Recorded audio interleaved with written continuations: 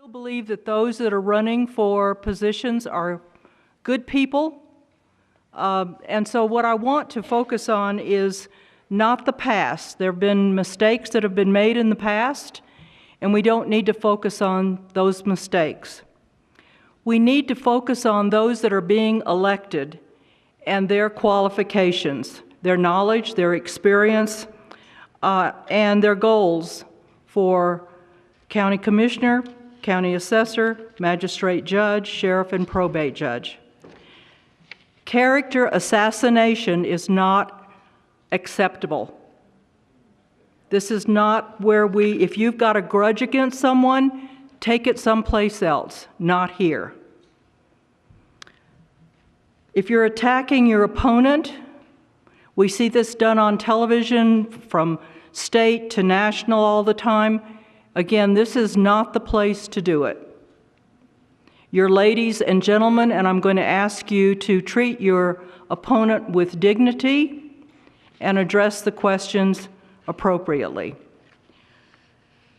The audience will have an opportunity to pose questions to the candidates, and we're going to ask that you limit that question you limit a question to one candidate, not to all of them. So choose and select the candidate that you want to address carefully. The mission of Cibola County government is to provide an efficient, effective, responsive, and transparent government that achieves the Board of County Commissioners' vision for Cibola County.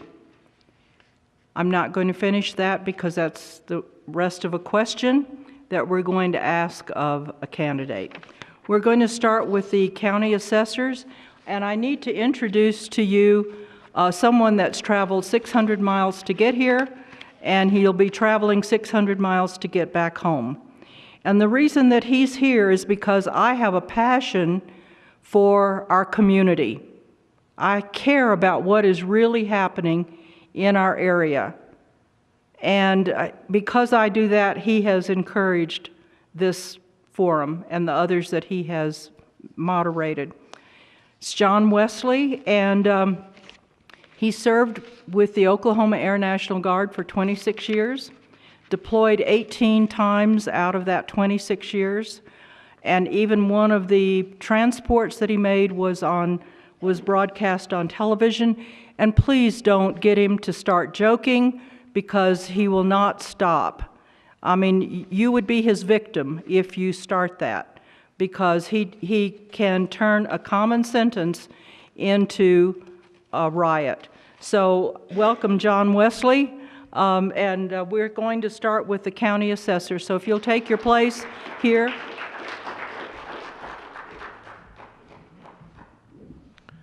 So all the county assessors, take a seat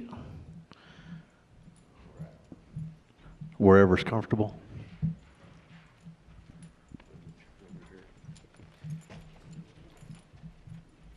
And obviously it looks like we've got a light crowd tonight, so.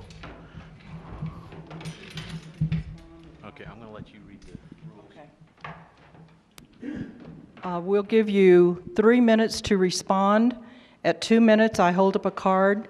Then I hold up a 2-minute card, and then a 30-second card. And when I do this, you need to cut it off. Okay? Thank you.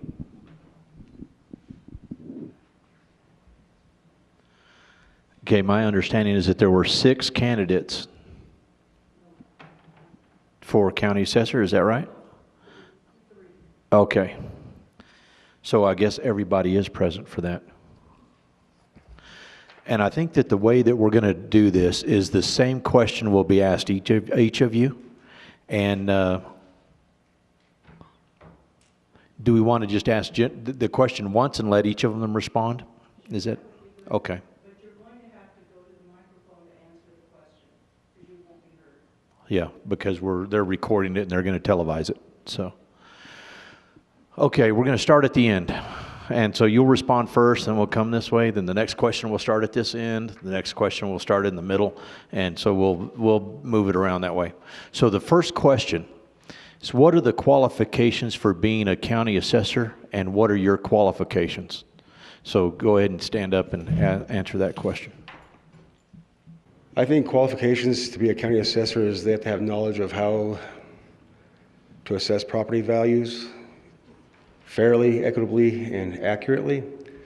So everybody in the county can be doing their fair share to bring revenue in, help support the county, and have it run properly.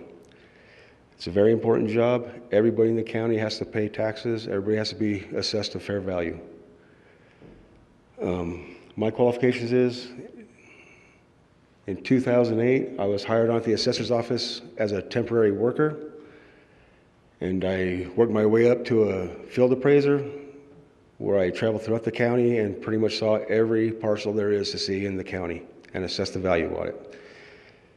In 2013, I was made chief appraiser, and I have held that position since then, and I've assisted Geraldine Rael, who's actually my boss, and I've helped her out in the office with a lot of things, and I feel I've learned a lot of stuff to help the assessor's office operate. Thank you. I believe the qualifications for a county assessor based on statutes is probably just to be over the age of 18 and not have a felony and so forth and live in the county. My qualifications for being county assessor would be I had been a county treasurer for 2 terms. With that, I've gained the knowledge and the experience to move on and to the next goal, which is the county assessor. Being a county assessor, I believe you do need to have a little bit of experience and knowledge in what you're doing in that office because you're basically responsible for all assessments within the county. If you don't pick up homes and personal property, livestock, anything like that, then of course your revenue is not going to go up, and you have to you do have to assess it accurately, and I believe that being a county treasurer, you see some of the things that need to be corrected, and I believe I'm qualified in that office to correct a lot of the issues that are in there. Okay, next candidate. Tell you what, real quick. Let's start at the end. Introduce yourself real quick. We didn't get your name. My name is Mark Montoya. Mark Montoya. Montoya. Yes. Okay. Dolores Vallejos.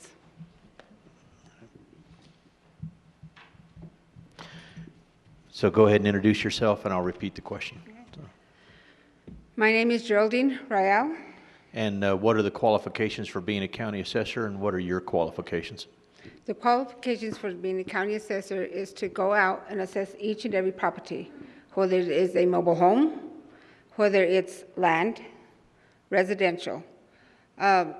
We've always gone out. There are some issues and stuff for business personal property.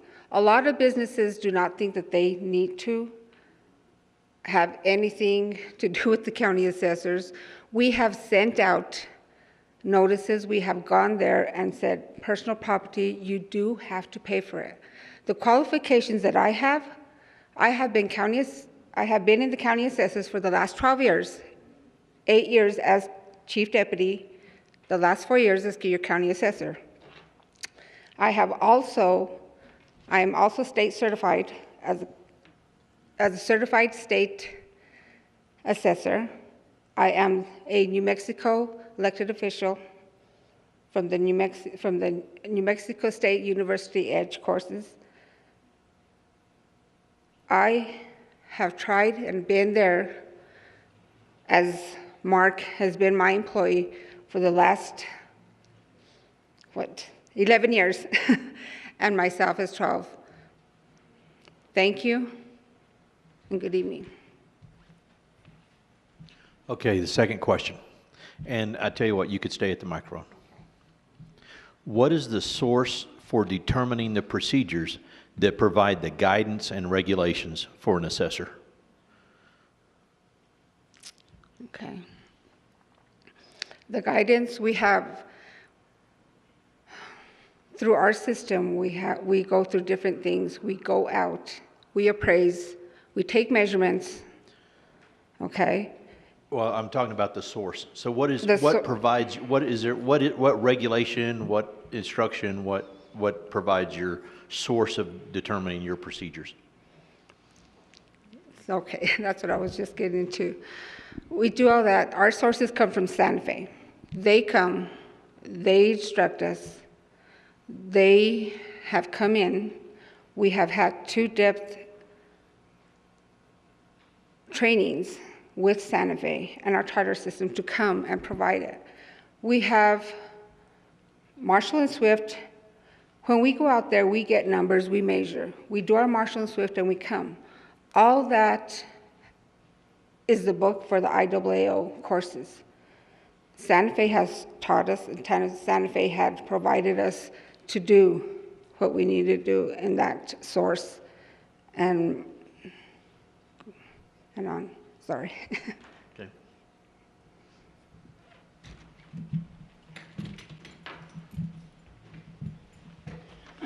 So again, what is the source for determining the procedures that provide the guidance and regulations for an assessor?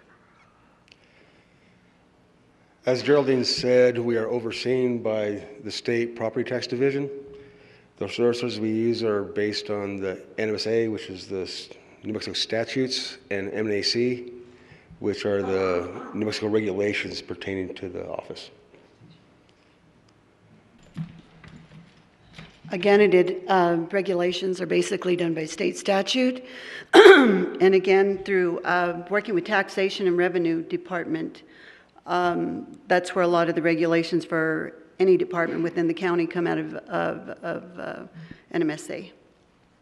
Okay, the next question while you're up there. Please define, or I should ask, what is your definition of transparency as it pertains to county government? Transparency, when it pertains to county government, I believe everything needs to be transparent in each department. Transparency is reporting everything that's done out of that department. I believe through any type of reporting. I truly believe that, and we do it, and I've done it always as a county treasurer, is to do a report to your constituents at the county meetings. I really believe that if you provide as much information with what's going in your department, then you become transparent. I don't believe that anything should be withheld. And I believe that anybody can require any information through the county if you request it. Okay. Transparency for me, I've had people come in asking for different little things. Transparency, if somebody comes in and does not understand what is going on with their property, I go back and I explain to them each and everything. If they ask for the records, I will give them the records. If they ask for a deed, I will let them know to go to the county clerks and ask for the deed. We need to be honest no matter what, and people need to understand that we are here to serve the people. We are here for the people. And for me, as transparency, I believe that they can go forward and backwards as long as if they stay in my office for 8 hours, 8 hours is fine. As long as they understand, and people will go and will say, thank you, I learned a lot. And for the transparency, like I say, I let them go in, look at everything each and every day. Thank you. As previously stated, they're both correct. I believe no information should be withheld from the public. If they need information, they should go through the proper channels and request it through FOIA, which is the Freedom of Information Act. That is in place at the county. And what I would do to help accomplish transparency is I'd place a evaluation maintenance plan into effect that would show what our schedule is going to be for the coming year, and it would also provide an overview of what we've accomplished in the previous year. And I'd like to have that done every year. Okay, stay at the microphone. You got the next question also. Reports are made to the county commission. How is this information relayed to the general public?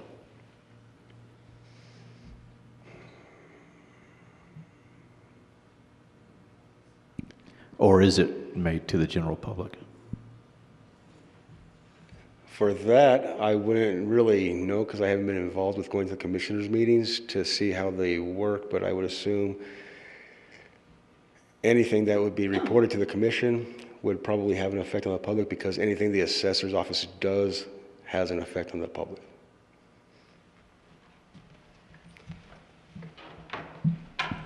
So to repeat, reports are made to the county commission. How is this information relayed to the general public? The reports come out of different departments, depending on what department it is. Reports are generated out of the systems, depending on what the commission requests. Like I was mentioning before, I know within the Treasurer's Department, we do provide a monthly report to the constituents and the commissioners, letting them know how much revenue we've brought in and how much revenue has gone out. Each department, again, would be responsible for submitting that information to management. Management, in turn, puts it in a binder, which is presented to the commissioners. All reports from whatever departments are required to present them. So while you're making your way to the microphone, I'll repeat the question. Reports are made to the county commission. How is this information relayed to the general public? As Dolores said, Mark has said, it is through the county commissioners. Each of us get up. There is an open policy where every department head goes and talks to the commissioners, whether it is what we do, we usually let them know what our department is going through, what we need, and how much we need. Another thing is that we do is everything is out there, no matter if it's through the county commission meetings, through hearsay. My best thing is to, if you have something to say and we are not in that meeting then, come up to our office, be on a one-to-one base, and explain, or if you have a question, to ask the county assessor, the county treasurers, the county clerks, or also the managers. You know, we just inform. If anybody has never gone to a county commissioner meeting, you should go. You know, and because a lot of information is there. Okay, stay there. I think you've got the next question coming up here. What is your definition of a career politician? Okay, a career politician. Wow, something different. A career politician is just, hey, I really don't know how to answer that, to be honest with you. My career politician, I mean, where I got that from was, I am, to be honest. And if you don't I know, am that's just fine. like- Okay. So go ahead and take your seat. Okay, thank you. We'll ask the next one. So you want to take it? Either one of you. I don't mind. I'll take it. So definition of a career politician. I believe a career politician is someone who just keeps running for everything and wants to stay within politics. That can be a good thing and it can be a bad thing. You look at Ken Martinez, for example. I don't know, is he a career politician? You look at other individuals, Joe Fidel. Is he a career politician? They continue to run and run and run as long as they can run. I believe it can be a good thing again and it can be a bad thing again. Career politicians are out there. Just depends on what they run for and what they choose to do when they run and what department they choose to run. If they're going to better the department, I'm all for career politicians. I'll give a short answer.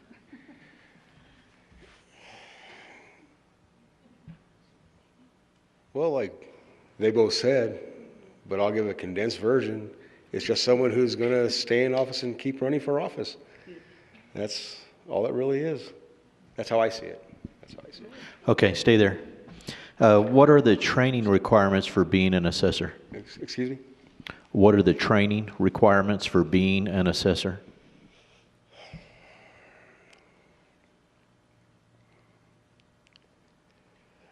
They have to be state certified, a state certified appraiser. I'm also a state certified appraiser. We typically try to send people to go to training every year. And also, like Geraldine touched on earlier, you have to go to the EDGE courses. So they have elected official classes that you're required to take. The time frame for those, I'm not too sure, but I do know they're out there.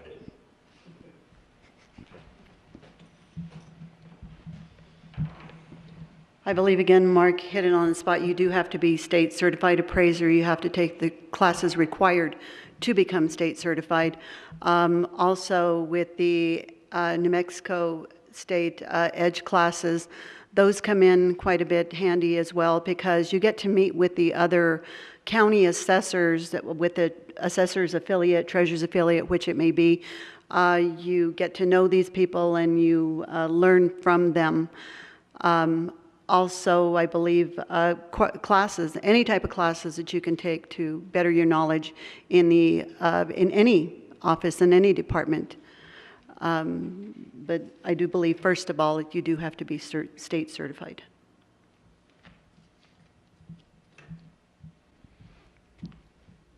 So again, training requirements. Training requirements, we have 4 different classes that we take for IAAO. We have to pass them all within the first 4 years, they say, or sooner. Every class is a college course class that we take within 4 days. Our tests are on Fridays. When we are state certified, we have to go to the EDGE course, to the classes to continue our classes. We have to keep up that continuing ed. Also, the New Mexico EDGE courses, there's different ones. There's for county assessors, there's for elected officials, there's different things that we must keep up every year. State mandates that we must have our state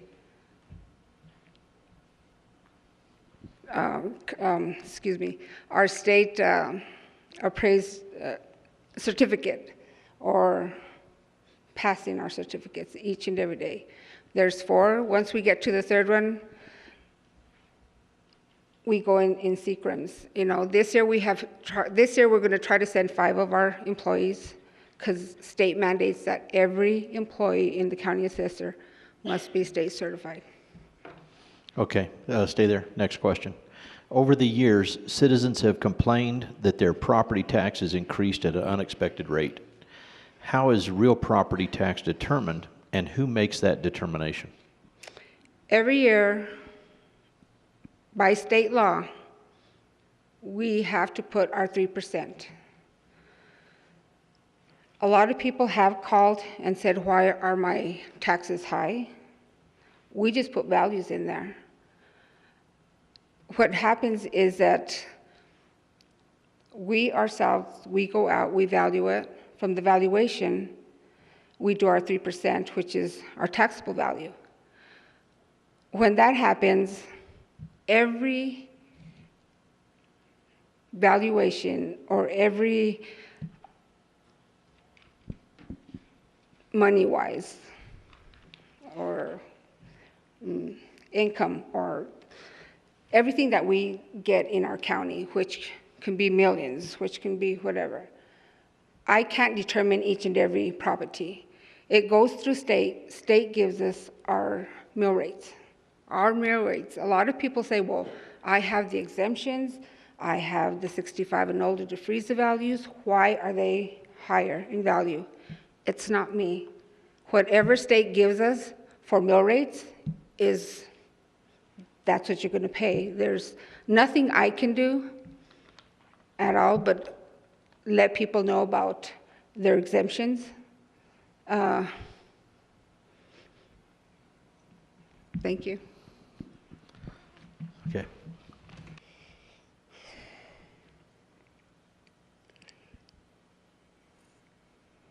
Real property tax is determined by the assessed value on the property. The taxable value is 1/3 of that, which is then multiplied by the mill rate determined every fall, which is sent to us by the state. Whether the mill rate increases or decreases every year depends on whether or not our certification values go up or down when submitted in June.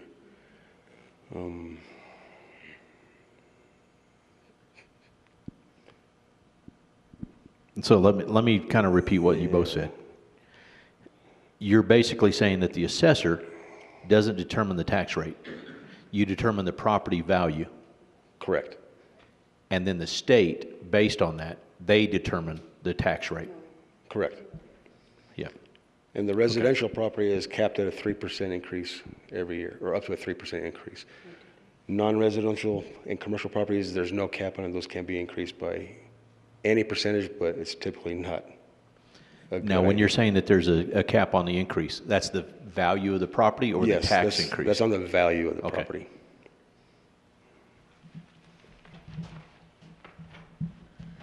I believe state is responsible for the tax rate, and it's through the mill levy rates based on what is reported to them. Of course, if you're not picking up properties or reporting properties correctly, your values are going to go up. When properties decrease, your value goes up. When, of course, your market goes up, market value, cost, and income. That's what it's based on as far as calculating or picking up on any assessments. And I know a lot of people are concerned about their property taxes going up. We get that in the treasurer's office as well. Why is my property tax so high? It keeps going up and keeps going up, doesn't seem to be going down. And it's going to continue to go up. That's the reason that properties need to be picked up. They need to be picked up, and the values need to be put on correctly. And until it's done, they're going to continue to go up.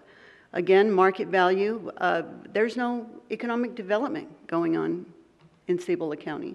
You look everywhere around, there's several empty homes. That drops the value. You know, when somebody goes, the only way actually a lot of properties are going to go up too is if they sell them, because you've got properties that are valued at real low, and of course a taxpayer is going to be paying them the minimum of it, then they turn around, they sell it, and somebody buys it for $130,000, well of course the value is going to go up, taxes go up again. But again, that's based on, it comes out of state. Okay, stay there. You got the lucky next question. Oh, no. There's some business personal property that is exempt from taxation. Can you identify any of those? Business properties that are exempt from the tax roll? It's a business personal is how it's business personal property that is exempt from taxation. That'd be probably government. Anything that's government are exempt. Anything that's city or government are exempt on personal property, and I believe as well as any land value. Anything that government owns is exempt. Okay, I'll have you answer that same question. There are some business personal property that is exempt from taxation. Can you identify any of those? Okay, business personal property, like I say earlier, business personal property are people, the county, the hospitals, fire departments are all exempt. No matter what entity you are. If they have a 5013 and it is personal property, we have to exempt those. They have their paperwork done, whether it's to the IRS, whether it's to state. You know, so as many as personal property as we have here, let's say the Lagunas, they have, you know, or anybody that is around that has the horses, They have them in Laguna. They have them in, you know, in Indian Reservation. We can't tax them because they are in the reservation. Okay. So again, we're looking for you to identify any of the business personal property that is exempt from taxation. There are no specific accounts that I'm aware of, except like they said, if it's federal, tribal, state, county, municipal owned properties. And even with those entities, I'm not aware of any business personal property accounts that are exempt. Okay, stay there. Let's look at this one. Are there any methods that a property owner, can use to reduce their property tax? Yes, every spring we send out notice of values to every landowner or real property owner in the county. And we have 30 days to file a protest with our office concerning their values. Then we'd go out there, send our people out there to reevaluate it, remeasure all the buildings, and see if there's a necessary drop in value. And if there is, then we go through the process of seeing if they agree with the value, and then we'll drop it if they agree with it. If they don't agree with it, we go to a formal hearing board where it's brought before the state board, and then they make their argument in front of the state board and us, and we defend our values, and they try to fight for the lowering of the value, and then the state makes a decision whether or not to drop it or not.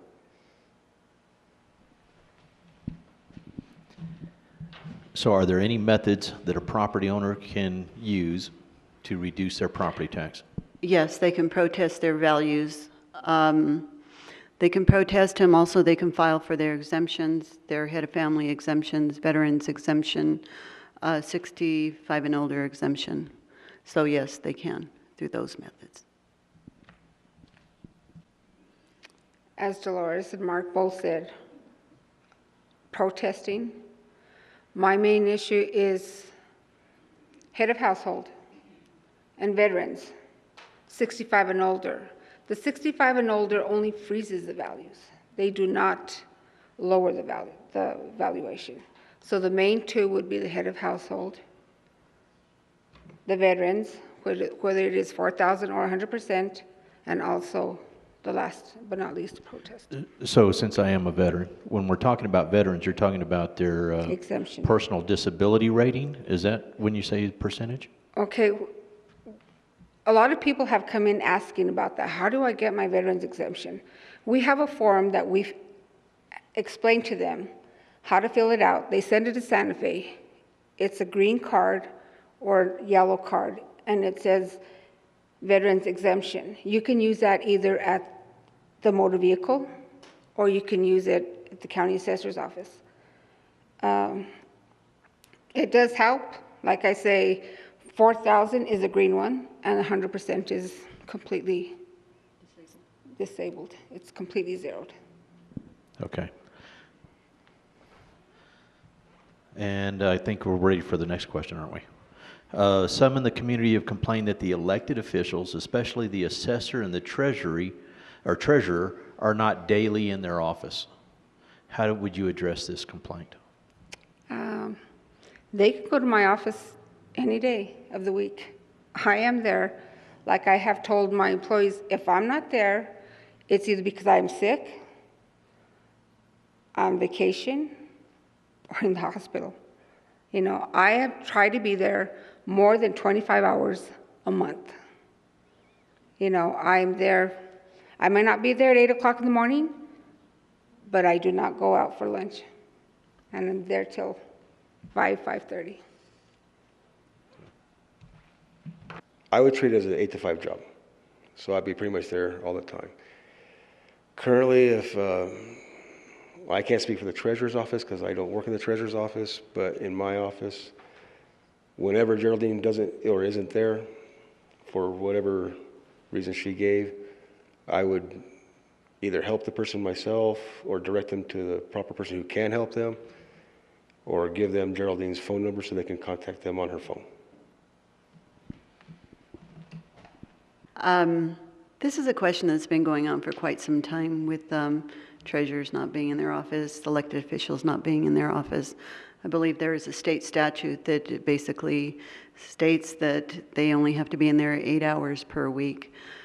I believe an elected official has to be there more than 8 hours a week in order to do their job and to do it accurately.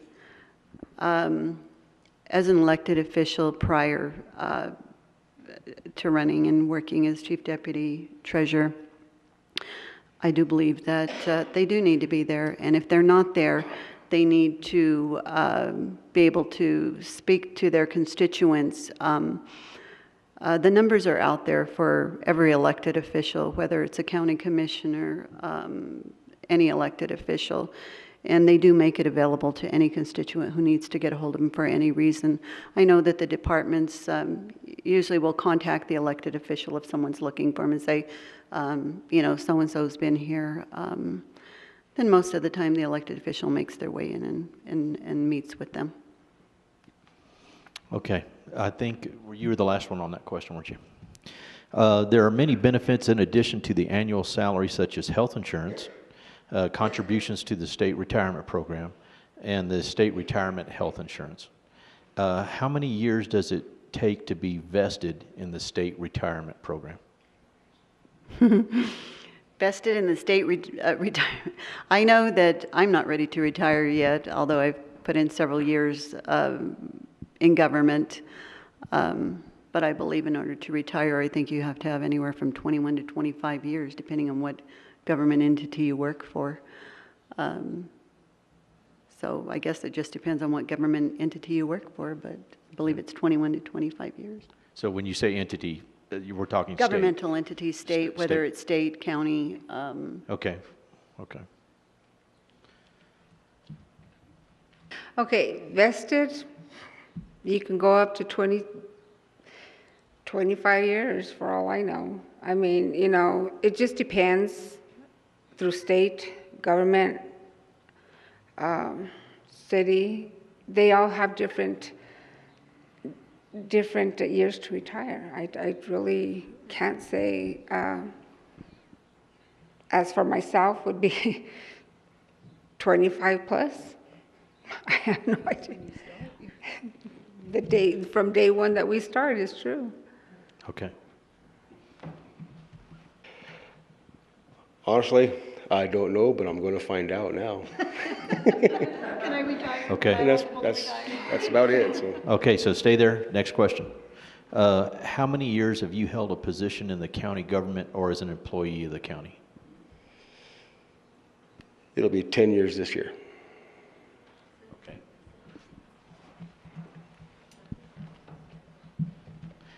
And I guess maybe we want to discern, has it been as an elected official or as an employee? Employee. Okay, so 10 years as an employee. 8 years as an elected official. I'm going on 16 years with the county. I was a chief deputy treasurer, then did 2 terms as Cibola County treasurer, and now I'm doing my 2 years into chief deputy treasurer again. So I'm going on, just completed 15, going on 16 with county. So I guess I can be a career politician.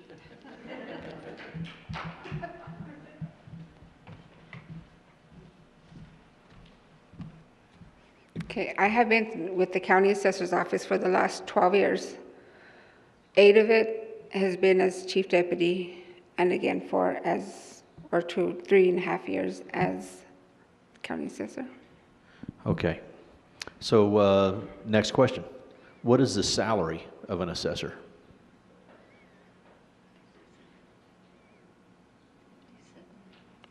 I think it is, trying to think. 65, I think, 64, 65,000, I think, for the whole entire year. Okay. Yeah, question, just to test your knowledge. What's the salary of an assessor? I would have said 65,000 also. I believe based on the county that we're in, a B over county, I believe it's 57,844, I believe, last time I looked. Okay, while you're still there, and this was brought up by one of the answers earlier, is it true that you're only required to be in the office 8 hours a week for the assessor? State statute, yes, it is. Okay. It is. And I think that needs to be changed somewhat, because I do believe that any elected official, they need to be in their office more than 80 hours a week. 8 Okay, hours. so you guys all agree. That's pretty much what the law currently says. We don't need to get you up there each to answer that. So let's move on to the next one. The salary is actually $65,858 annual Wow. for this county, for the assessor. At 8 hours a week, that's $164.45 per hour. Are you sure that's correct? Yeah.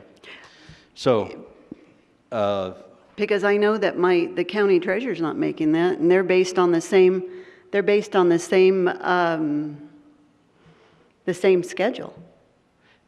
as you look at each different position, it tells you you can go to the website and it tells you exactly what the salaries are per county. Wow. So I did not know that. So like you mentioned, you even volunteered this, that it probably needs to be fixed. Because if we're making They need to be in there more. $164.45 an hour, that's for a public servant, yeah. We work for the So- public. Any elected official, we do work for the public. So and- the question, after I've made those two statements, the question is, you as an elected official have an opportunity to change the cycle that you did not create, but you could help end it. You could be the catalyst for starting the change in the state. What are the ideas you have behind that? Well, I believe if, the first thing you would need to do, actually, the county has no control over it. County has absolutely no control over it. This has to go through state. You have to look at your state legislatures, your state senators. Go to the state capitol, go out there, fight for that. But it doesn't take one person. It takes the community to do that. I can go over there and I can speak, but if then nobody's behind you, nothing's going to change. So you go to your elected officials, your higher level elected officials, your legislatures, of course, your senators. I believe that would be your first step. So basically encourage the citizens to become active. Yeah, they need to. And I mean, everybody can complain, to affect but if change, nobody yeah. does anything about it, it's going to remain the same. Okay, And so it's gonna continue to be the same. along that same, this one is kind of a little more direct. If elected, will you agree to work 40 hours a week? I don't have a problem with that. I really don't. I don't have a problem. Another thing that we've got to understand, whether you work 40 hours a week, there's days that we're there till, as an elected official, you're there till 8 o'clock. You're there till 9 o'clock. I guess I should say average. Yeah. 40 hours a average. week. You work through lunches. I mean, I know that a lot of the elected officials work through their lunches. They don't go to lunch. They stay in. They're there late after hours, 5, 6 o'clock. A lot of them are working on what they can't get done during the day. But no, I agree, and I don't have a problem with it. I really don't. Okay. Next. So yeah, we've hit a number of topics there. Compensation, $164.45 an hour. So if elected, will you agree to work 40 hours a week on the average? Granted, there are times that you have to take leave, that things happen, but, Yes. okay, yes, that's it. Yes. Next. 40 hours a week.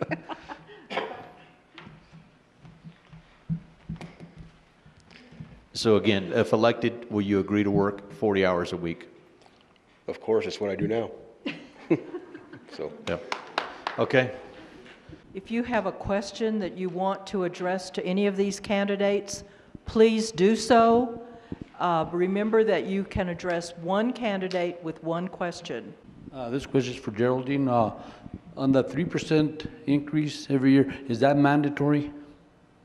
The 3% is mandatory, but when we do put the 3%, people do call Santa Fe and say, why did they put the 3%? It says it in statutes. It just depends also on different areas. You don't have to go the whole 3%. You go the 1.5 to 2. But no, it just depends on the different. Your question was, is it mandated?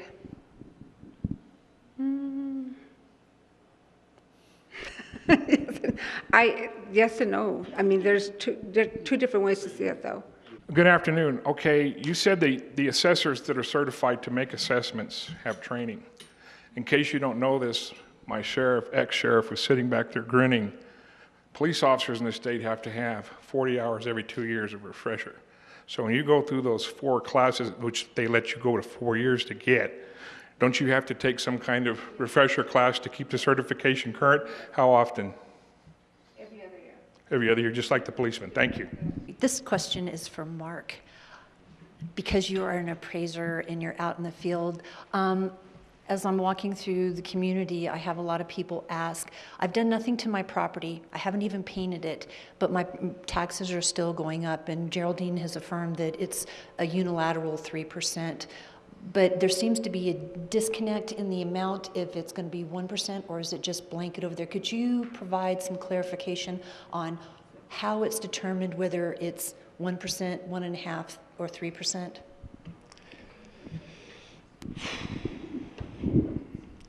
Typically, it's been 3% every year because historically the county's been undervalued.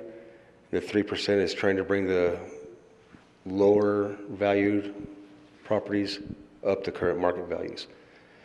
But it's not required to do the 3%. It can be anywhere up to 3% for residential properties. Okay, my question is actually for Dolores. It could relate to any of you because of the position it's specifically. You had all agreed to, and she had stated that there is a state statute that you do not have to work for 40 hours a week, only 8 hours in a month. What is that statute? Or 8 hours a week. What is that statute? What is the actual numbers on it, and where does it fall within the New Mexico state statutes? I don't have it right now, but I can get it to you. But it is a state statute. And it falls, I believe, in So repeat the acronym you just said, NMSA? Okay. Okay. Anybody else have a question? Again, right here. I guess to Geraldine, since you've been in the office for what, 16 years, 12 years?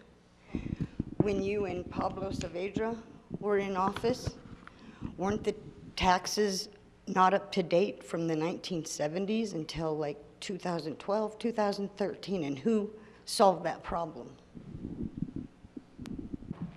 Yes, I have been working with Pablo Saavedra since '07. He was the county assessor. You know, it was his job to make sure everything was current and correct, and the values were high. 12, 13, and 14, we tried. When Pablo was out of office, myself and Mark went and we looked at the different things that we needed to do. And we are now trying to have them all current and correct. The past was the past, and we are here in the future, and we are talking about the future. So I'm from out of state, I'm from out of town, out of county, but as I begin to listen to the answers, my understanding is that the citizens of Cibola County have gotten a really good deal for a while, and you're trying to get it back up to speed where it's par. So. Each candidate has 3 minutes to state their platform, and we're going to give them that opportunity. I'm going to read off of mine now because last time I got kind of cut off and mine was going on like for 5 minutes and I was only allowed 3 minutes. So again, I was born and raised here in Cibola County, and I plan on retiring here in Cibola County. I was treasurer for 2 terms, now chief deputy treasurer. This allowed me to gain the experience and knowledge of county government. I have chosen to run for the candidate of the office of Cibola County Assessor for several reasons. One in particular is to bring the assessments up to date. If elected, I do have a canvassing plan in which I would work in different areas in the county. I would put this up on the website to notify taxpayers where we would be working, what areas we'd be working, what areas we've completed, and what areas we intend on working on. I would also send out mailings to these taxpayers, letting them know that we would be in those areas. Working in the treasurer's office, I know another thing that I really want to work on is clearing up the mobile homes. There's mobile homes on the tax rolls that have been there forever. I have a plan on trying to eliminate those mobile homes that shouldn't even be on the tax roll. That's my next plan. Again, assessments are a key factor of rates going up or down. If they're not being picked up or not assessed correctly, of course, your rates are going to go up. I believe if I do this and I go according to my canvassing plan, it will be fair to the taxpayer and equitable to the county, because I will pick up on businesses. I will pick up on personal properties. I will go out there and I'm going to work hard on hitting those areas and those things. Another thing I really would like to get at is this is for the veterans, and I know that a lot of people, don't mention veterans too much, but one of my big things is I would like to start an outreach workshop for all veterans in Cibola County, letting them know what exemptions are available out there to them. By doing this, what I would like to do is I would like to have someone from the Veterans Office come down to the Cibola County Assessor's Office at the beginning of the year before notice of values go out, to go sit with them, help them fill out their D14, their certificate of release. In order to qualify for these exemptions, help them fill out the proper paperwork. Again, it would take off $4,000 off of their taxable value for a veteran. Again, 100% out for disabled veterans. A lot of veterans are not aware of any of these exemptions. By notifying them that someone will be out there through ads, I believe this is a way that we can pay back our veterans for the work that they've done. Thank you again, Barbara, for this nice forum. Good evening. My name is Geraldine Royale. I have been in the County Assessor's Office for the last 12 years, 8 years as Chief Deputy, and now recent as the County Assessor. Like I say, I am state certified. I am an IAAO member. I am a member of the New Mexico Midwest CAP Head Start as a policy council. I am a member of the New Mexico Association of Counties. The 4 major things that I have hit on this year that I have been county assessor are, we have had 2 major trainings, in-depth trainings with the Tyler system, our Tyler technology. The other thing is also our personal property record cards. We had them scanned in there, so it's easier to look for. And also, instead of the hard copies with papers and pencils, at least it's a lot easier for us. The third one is I have increased in the numbers for the exemptions, not just for the head of household. Veterans, 100% veterans, 65 and older, plus elderly. The 4th thing that I have done, which is just recent, is I have hired Keith Holbrook to come and appraise the private correctional facilities here in our area. He will defend his values,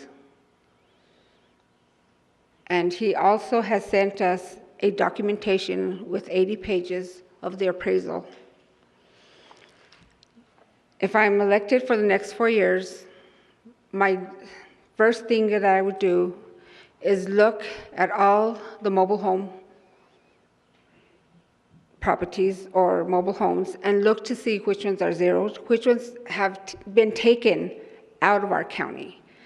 A lot of people don't know that, we do have a mobile home, but when we go out there, it's gone.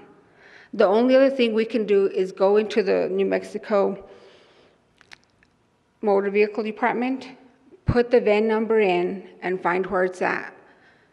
If it is in a different county, we will ask them, call them, and ask them when they have been in that county and take them off our tax rolls. Thank you.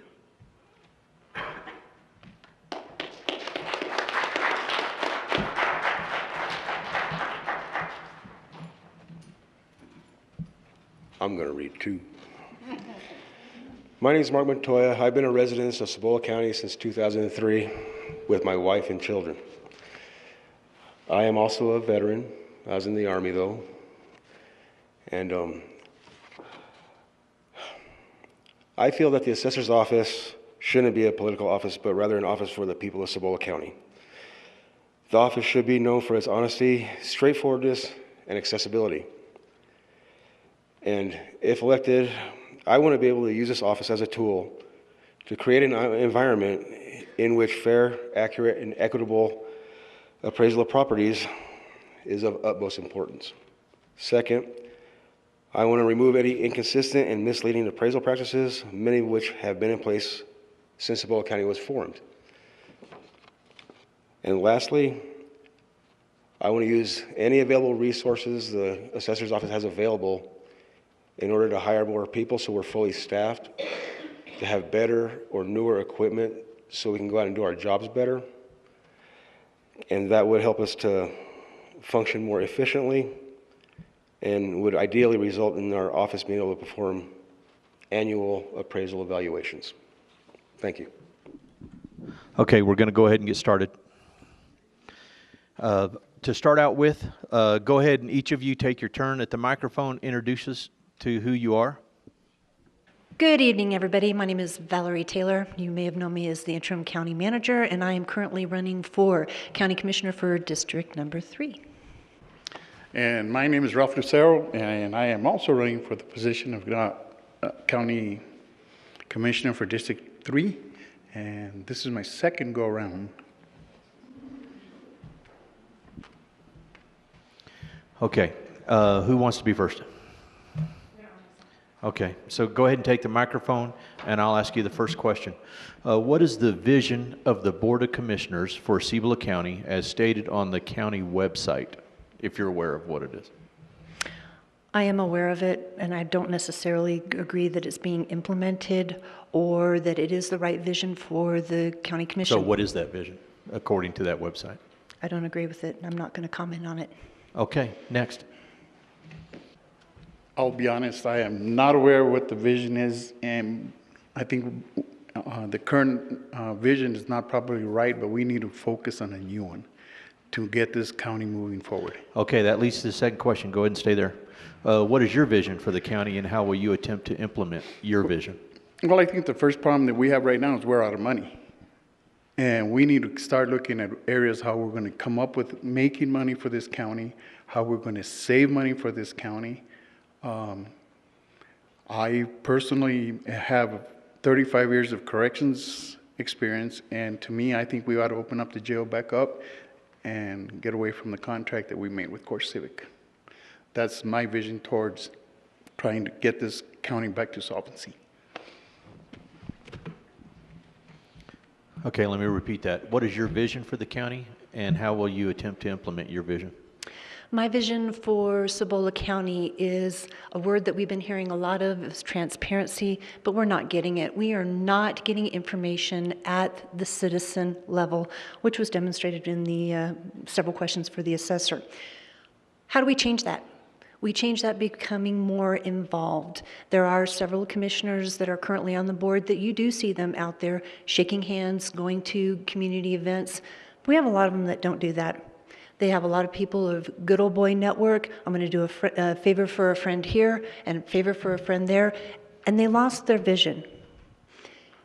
When I was re-interviewing for the county manager position, one of the questions that the commission asked for me was about what type of leadership needs to be happening with the county manager. And I told them that my vision for the county manager was transformational leadership, which you enhance the people that work for the county. That is not the type of leadership we need for commissioners. Commissioners need to have servant leadership. That is a much different mindset. They need to serve the citizens. And I believe there are some commissioners in there that have lost sight of that. Servant leadership is to listen to the people, whether they have a problem with the treasurer's office, the assessor's office, the sheriff's office. It is the job of the commissioner to listen to those needs and facilitate a reconciliation to meet their needs and meet the obligations for the city, or excuse me, for the county. Okay, go ahead and stay there for the next question. Okay. The commissioner's budget for fiscal year 2018 is $749,473. What are the responsibility of the commissioners regarding that budget? In other words, how is the money allocated or spent? Do you want historically, or are you wanting to go with what they should be doing moving forward? It's for the fiscal year 2018 and Okay. that particular amount of money. Okay. As Mr. Lucero indicated, we are in a money crunch here. We have had to have several reconciliations due to the budget that was passed on July 1st of 2018. The first one done by Michael Steiniger for the tune of $5.8 million adjustment because our books were inflated. That's very problematic. The commission, it's a double sword. They get information, as the assessors had said, and from the treasurers, they give their reports. But if the accounting is not done correctly, it's just numbers. Everybody says, well, I have a budget. But if there's no money in the bank account, from what Kathy Gonzalez says, this is how much we have, that's what we have to work with. And even though we have a budget, it's not set in stone. People do not get to automatically guaranteed to have that money. We have to work with what the treasurer's office says is actually in there. Now, there has been blatant overspending, not just by this set of commissioners, but it has been going on for years. The problem is that the $20 million that we've had in savings is no longer there, which has been demonstrated by the treasurer's office. So we are at a crunch now. We have to look at our budgets very carefully. We need to look at training. We need to look at hiring. And we're looking at overspending. We're all waiting for the audit to come out from Harshwald to see how much was overspent on the new county building. I was asked directly if there was any type of fraud or embezzlement. I don't believe so. I think it was just general overspending because we had money in reserves, but we do not have that money anymore.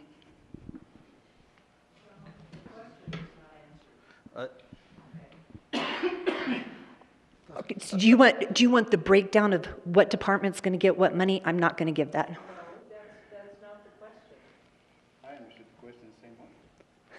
Okay, let me repeat the question for both of you. The commissioner's budget for fiscal year 2018 is $749,473. So that's not the total county budget. Correct. That's the commissioner's budget. Correct. What are the responsibilities of the commissioners regarding that budget? In other words, how is the money allocated or spent? The county commissioners are responsible for their salaries, for their training, their expenditures, additionals to the working hand in hand with the county manager's department. Short answer. Okay. So let me repeat it again. Commissioner's budget for fiscal year 2018, $749,473. What are the responsibilities of the commissioners regarding that budget? In other words, how is that money allocated or spent? Well, I think that the money should be spent for training for sure. And then the salaries of people are going to, for the people that get paid for the commissioners. And the rest of it, I think, should be put in reserve if not needed, and to help all the other departments, because all the departments, the sheriff's office especially, is short people. The county treasurer, all the counties are short people. And I think that if they can take part of that money and move it over there, I think that would be a great idea. Okay, stay there for the next one. My understanding, let me preface both of this. Both of you are not currently or have been a county commissioner, is that correct? That's correct. And so these questions are probably more designed for the existing commissioners. But there's an entry on the commissioner's budget that refers to professional services in the amount of over a third of their budget, $279,400. To whom and what was that money spent? And if you don't know, that's fine. I but don't know. That's why, again, I think it would be, this question would probably be designed for the Yeah, I current don't know. I have no idea. Okay. In the time that I worked for the county, I did not see any professional services done by our current county commissioners. They pretty much put everything on lockdown and hold, and we're not spending any extra money on there. Okay. So, yep, stay there. The salary for a commissioner is $26,000. Contribution to PARA, the state's retirement fund, is $2,403 for each of the commissioners. What is a commissioner, when is a commissioner vested in the retirement fund? Are you aware of when they may be vested? Vested at 1 year. Okay.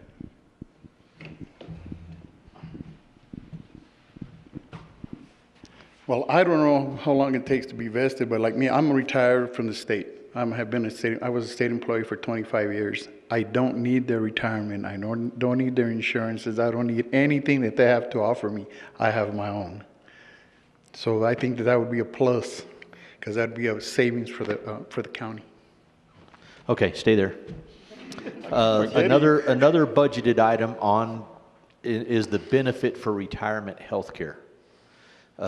Is vesting, again, you may not know this, is vesting a requirement, and when will a commissioner be eligible for retirement health care?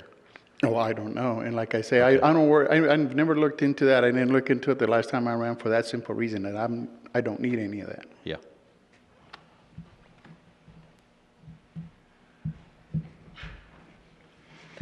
I'm not looking to retire from this position. Okay. Okay, stay there. Stay there. Sorry. Well, let me glance through this one. The way it's worded is, the needs for jobs has been mentioned by many politicians running for the city, village, and county positions. The last few times I've been here, it's been mentioned. Economic development has been mentioned for many years as a concern, but there's been no discernible change in the county policy to attract businesses. What will you specifically do as your role in county government to bring jobs, income growth, or economic development?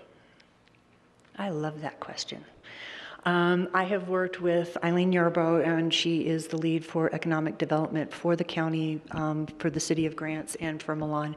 And she is constantly working within the state, looking for new ways to bring revenue into our county. I do not agree that we are a retirement community here. It's not going to sustain us. Though there are benefits for people to retire here, it's too many eggs in one basket. We need to diversify, and we need to be job ready. Well, what does that mean? Well, our high school students are not looking like the cream of the crop, so we don't have much to offer in that way. One of the things that I would like to see moved here is a type of manufacturing that is skilled manufacturing. Why? We have a lot of land. We have a lot of vacant buildings. We have a workforce that wants to work. If they have to be skilled in a technical trade, we're perfect for that. So with that, as we bring companies in that say, hey, we have a good community, we have resources, we have ready to work, make it lucrative. Stop making it so much red tape to start a new business here. It is very, very difficult. So if we know what the problems are at the state level, let's eliminate them at the county level and make ourselves, hey, we're close to Albuquerque. It's an hour. We've got international airport. We have rail. We have the I-40 coming through. We are very centrally located. Village of Milan is looking to do their industrial park. County needs to support that. We need to bring revenue in for that as well. So that's my economic development. Okay, so let me repeat the question. What will you specifically do as your role in county government to bring jobs, income growth, and economic development? Well, I would try to help Eileen. I know her also, and she tries to work real hard at trying to get something in here. But I've known in the past that there has been like 3 different companies that have been wanting to come in here, and due to the political nature of Cibola County, they have stopped them from coming in here. And again, like Ms. Taylor said, you got I-40, you got railroad, you could put a spur out in Milan to bring any kind of industry that you would like out there. But you have to have the cooperation of the citizens to get something like this done. When And I'll mention this one, the Walmart warehouse wanted to come in here. Nobody wanted it. Where's it at? In Las Lunas. Employing 7,000 people, I think. So we are our own worst enemy. Okay, stay there. The next question. Commerce and industry is needed in Cibola County, bringing jobs and money into the area. What do you believe are the reasons why Cibola County isn't attracting that type of investment by doing businesses that will generate jobs? Well, I think I just answered in the previous question. I think that they have had companies trying to come in here, but politics and naysayers are keeping all that from happening. And back in the past, a lot of the real powerful political people in this state, in this county, would not allow some of this stuff to come in here. Okay, so let me repeat that. What do you believe are the reasons why Cibola County isn't attracting the type of investment by businesses that would generate jobs? State of New Mexico has the highest GRT in the Southwest. That is not attractive. Licensing in Cibola County is a nightmare. We do not have an educated workforce. Though we have land and buildings available, we have a problem with our people because our high school students are not prepared. Our college students are leaving on the day of graduation. We have nothing to keep them here. So to pull in, we need to be able to give. I totally agree with Mr. Lucero's comment that there have been particular entities within this community that do not want change. And we can see where no change is getting us. We're dying. To have a new restaurant come in, to have a new store come in, it almost takes an act of God to bring that in here. We need to change. As I'm walking and talking to citizens, they want more restaurants in here. They want more department stores and things like that. They want the competition. But people have their own little mom and pop stores. They're afraid of that. They'll think they're going to be run out of business. But Cibola is going to go to where they get the best service. And, having the Walmart store in Las Lunas would have brought a lot of revenue in here, a lot of jobs, and we could have done that here. That's it. Okay. How much time will you devote to the position as a county commissioner? Probably more than they would like me to. I live a half a mile away from the county building. I was there pretty late. I would like to see, currently the commissioners are not even afforded a desk. They have an email that citizens can email them, but they're not a permanent fixture with the new county building, and they need to be. District 3 in particular is the hub. It has the city line, but if Commissioner Garcia is coming in from Pine Hill, she doesn't have anywhere to put her stuff, and that's quite a commute. I think that there is plenty of space in the new county building, that there should be an office for the commissioners, and they need to be there on a regular basis. Not to say that the current commissioner hasn't been able to work with what they have, but there's no place for them. It's like, oh, well, you're just going to show up in a day or two and then go out. I think there's a desire to do more. We just need to accommodate that. So to repeat the question, how much time will you devote to the position as county commissioner? Well, as I stated the last time I ran, it's like Ms. Taylor's, get an office, and I will probably be there. I would like to be there twice a week, half a day at least, and be available to all the citizens, no matter what district they're from. Have somebody that is, so you can be a sounding board for people. I need this road fixed. Well, you can go out there, if they say, I need this road fixed, go out there and check it. Check and see what needs to be done. Right now, as far as I know, I never see a county commissioner unless I see him at a basketball game or a football game, and I talk to them there. But I don't know how many times I've gone to the county office. I've never seen anybody there unless it's meeting day. Okay, stay there. What is your definition of the term career politician? I think anybody that, well, I'm a supporter of the charter, and I think that a 8-year term for anything is enough. I think that that's why the state of New Mexico, the federal government is in the situation that they're in because they are all career politicians making money, money, money, money. And I don't think there's one guy up there that is not a millionaire.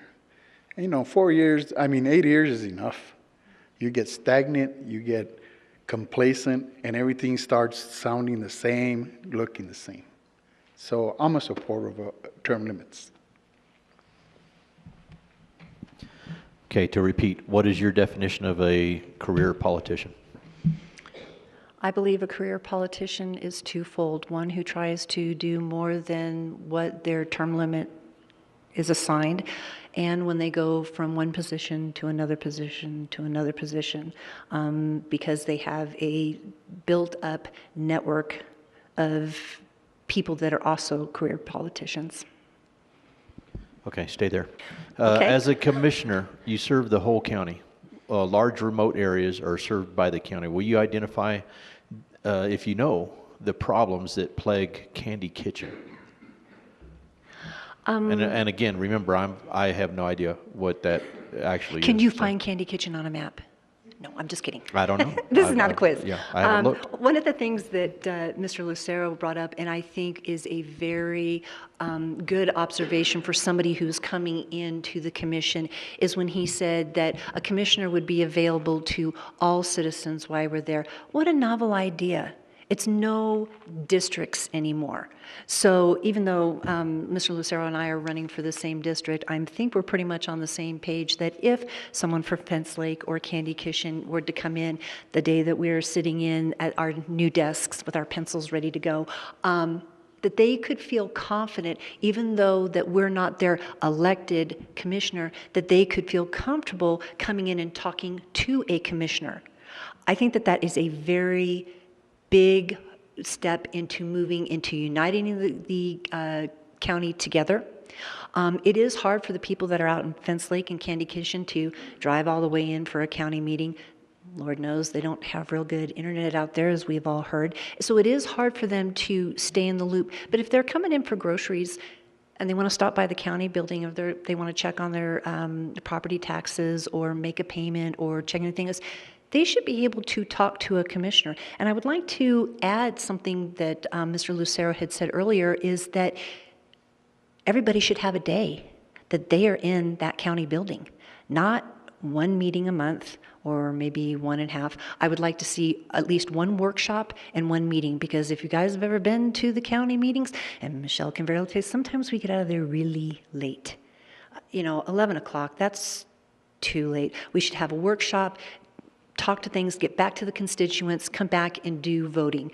Would make things a lot more clear, and it would really have a more voice from the citizens' impact of what's going on. When you meet once a month, it's too long of a period. But if we have each commissioner coming in, District 1 on Mondays, District 2 on Tuesdays, Wednesdays, 3 or whatever, and then rotate them up, I think that that would be a much better way for the citizens to actually talk to someone face to face. Well,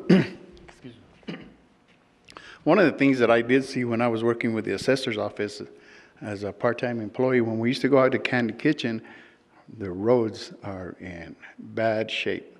And then when it snows or rains, it's nothing but ruts. And it's a big, big area. So the county would have to have a lot of money to go out there and try to help them out with the roads, because there's a lot of them. And that's the biggest problem that I see out there. That covers my questions. Do any of you have questions for the candidates that are running for county commissioner?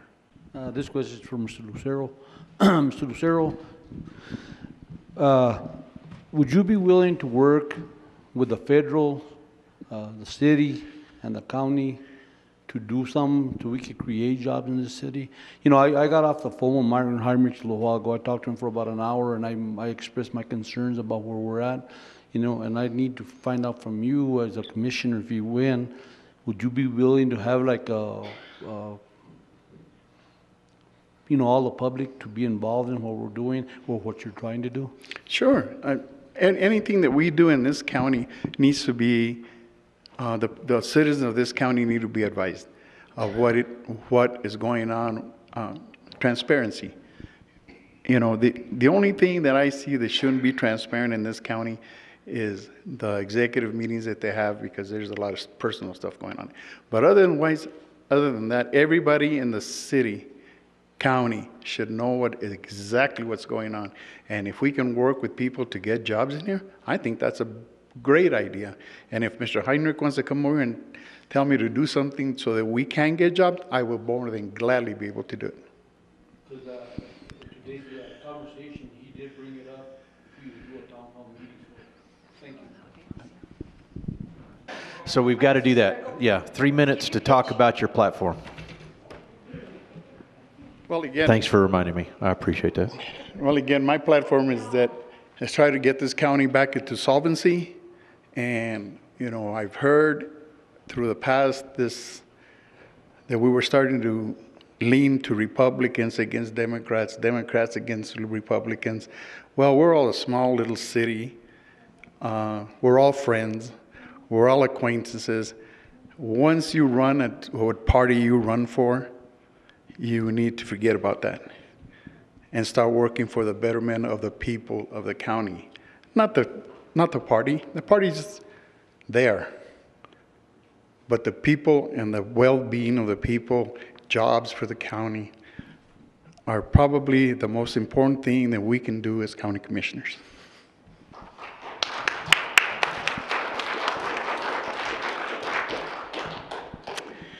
Hi, I'm Valerie Taylor. I am running for County Commissioner District 3, and I'm excited to be doing that. I want to see a change in momentum moving our county forward.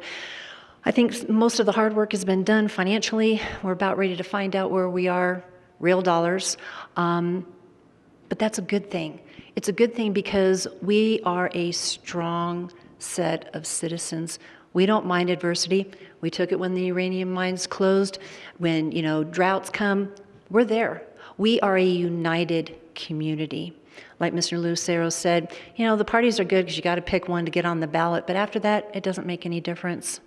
I was concerned to hear that the state was looking to put a checkmark Democrat, checkmark Republican, and they say you don't need to think, because they'll just fill it in for you. I don't know about you, but I am sick and tired of the government telling me how to think, where to work, what to do. I take it as a obligation as a citizen to become well-informed. I will be the first one to tell you, yeah, I'm on the Republican side, but if a Democrat's saying something that I want to hear, that's who's going to get my vote. I am going to vote for the person who is educated, that knows the situations, and has the values that I'm looking forward to promote into my community. That's what I'm asking for you today. Don't get pigeonholed. Be aware. Ask questions. And one of the biggest things as I'm walking around, knocking on doors, and I'll probably be knocking on yours too, if you have an issue, let us know, because that's the only way it's going to get changed. And one of the things when I came in as the interim county manager is I asked the citizens to be a part of the change for Cibola County. And you know what? They stood up. They're coming to meetings. They're talking. You go into Walmart and they're talking politics. What an amazing thing, because it's not a very fun topic to be talking about. But you know what? It's going to change because the citizens want change. They want to see competent people working, not just because you have a family name or, oh, we think you owe it to. No, you need to earn our votes. So today, I'm asking you, thanking you for coming out today, asking for your vote, and let's move this county forward. Thanks. So you don't even need to take a seat. You'll just stay at the microphone. So obviously, this is your opportunity to get some word out, get to, voice your concerns on some of these issues. So the first one is, What are the state requirements to serve as sheriff? Currently, the state requirements for sheriff are that you live in the community that you're running for office, be 18 years old, and that's it. What are your qualifications? My qualifications for sheriff, I've been employed with the Cibola County Sheriff's Office since 1998. As a deputy? As a deputy. I've worked every position from deputy to courtroom security to transport officer to sergeant to narcotics to detective. I was even held a position as undersheriff. Currently hold the sheriff. I'm on my first term as the elected sheriff. Next question. Substance, alcohol abuse has plagued Cibola County for years. At one time, it was ranked as one of the top 10 counties for these serious problems. What is your department doing to reduce that danger to our citizens? And we had incorporated, besides just substance and alcohol, what was the other one? Domestic violence. Those three issues, yeah. Currently, I'd also like to add to my qualifications that I am currently a certified police officer in the state of New Mexico with all my training certificates up to date and standard. But to answer your next question is currently the Sheriff's Office works with the Roberta's Place, which is our, they are victim advocates for victims of domestic violence. We work closely with them. We work closely with our district attorney for prosecuting domestic violence cases when we respond to them or we take those reports or when we investigate them. We also work with the Safer New Mexico, which gives us material, gives us overtime money, gives us tools to go out and actually target drunk driving offenses, either whether it be saturation patrols or regular patrols. We also work with currently Lori Vigil. She's a substance abuse coordinator for Cibola County out of the Future Foundation's office. We participate in the National Drug Take Back, which we take prescription drugs back from people and we get those destroyed with the Drug Enforcement Agency. I also have one of the only narcotics teams in our area that's based out of my office, where we target drug offenders, narcotic traffickers, and follow those cases through district court to get them prosecuted, to get those offenders held accountable for what they're doing. What's the biggest challenge that your department faces? Right now, the biggest challenge that the Sheriff's Office faces is budget issues. I haven't had a solid budget for the last, I'll say, 8 years. We haven't had a solid, consistent budget. We're classified as a Class B over county. By that classification, when you compare us to other Class B counties, I'm 12 officers short of what I should be, and I'm about $700,000 under budget. My officers are paid probably an average of $6 to $9 less than what other deputies are paid at a Class B county. Equipment, keeping up with equipment is always a challenge. But those are some of the major challenges that we have right now with the Sheriff's Office. What do you see as some solutions? Solutions is work closely with our county commissioners to try to establish a sensible operating budget so we can stay within our confines. Also have some type of, when people feel appreciated, even though you're not compensating them well, if they feel appreciated and they're making an impact within your community, those officers stay, and they're committed to their community. They're committed to the quality of life in that community. So those positive reinforcements help those deputies. And when I talk about creating a quality of life within our community, when people have the right to feel safe in their homes, where they don't have to worry about going to work and their house getting broken into. Same thing with communities or with businesses when they look at moving into a community. I want to come to a community where I'm not going to have to worry about my business getting broken into and robbed. I'm not going to have to worry about, Albuquerque, they get a vehicle stolen from the parking lot every 20 minutes. And if people can come to our community and feel safe here and the quality of life is good here, and that's where we as law enforcement help with that. We can bring people into our community. How many years can you serve as county sheriff? I can serve as the county sheriff for 2 terms, a total of 8 years. I can get elected 2 terms, 2 4-year terms for a total of 8 years. And currently New Mexico is the only state in the nation with term limits on your sheriff. Okay, that's it? That's all. That's all. Do you need to go ahead and state your platform?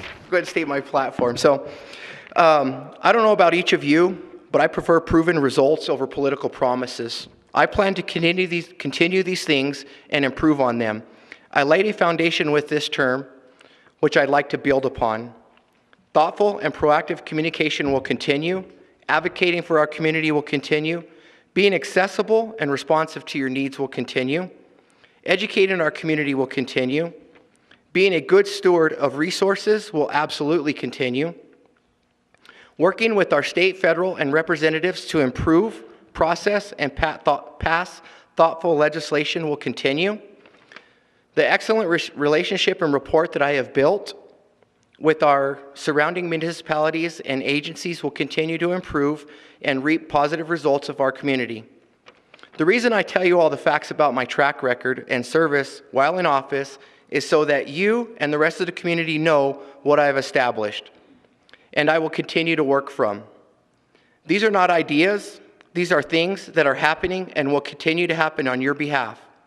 Now that I get to continue my job for another 4 years, 4 years ago I campaigned on ideas and was elected on them. I have made good on those ideas and promises. The voters chose to keep me in this position, and I will continue to keep those promises and be a good steward and advocate of your behalf. To provide the best law enforcement services to the county, I will have budget obstacles to overcome, but working closely with our county commissioners, recognizing that public safety should be number one in our community. We together should be able to overcome those obstacles in the near future. I will continue to grow the Office of the Sheriff and strive to make it the number one agency in our area. As the Sheriff, I am your Chief Executive Law Enforcement Officer for this community, meaning I am the highest ranking law enforcement officer. So we should be setting that precedence as a county and moving the Sheriff's Office forward. Remember, support your local sheriff and communicate with your elected commissioners and all your elected officials and let them know how important public safety is to you. Thank you. I didn't want to get personal, but I don't want to ask your income, but I know it's very much lower than what the treasurer gets a year. His is more? Yeah, a lot. Well, good, then I don't have a question. Just for anybody that is wondering, currently the sheriff's salary is about $68,000. What I get paid is $68,000 and some change, but if you look on the website, it's actually $78,000 and some change, so I'm about $10,000 shy. But I'm here as a law enforcement officer, not necessarily for the salary. I love what I do for this community. I love being a police officer. In fact, I could have retired in February and came back and did the traditional double dipping, but I stayed on to get elected to continue to work this job. But you work over 40 hours a week. Correct. I'm at my office every day, 16, 17 hours a day.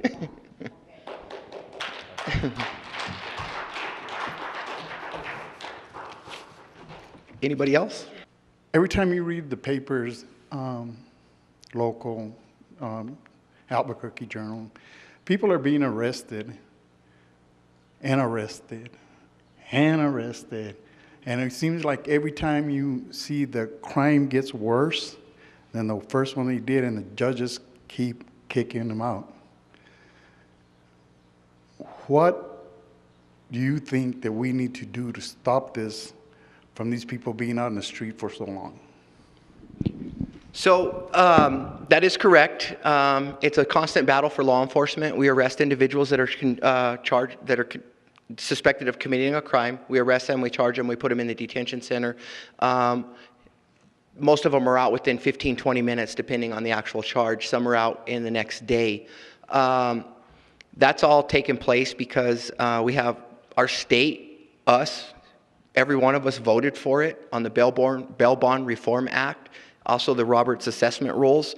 So what happens is when an individual, pretty much any crime they commit, they're eligible for release without bond. And if it's a major felony, They have to go in front of the magistrate judge, and it's for the district attorney office, has to present a case on why that individual should stay in custody.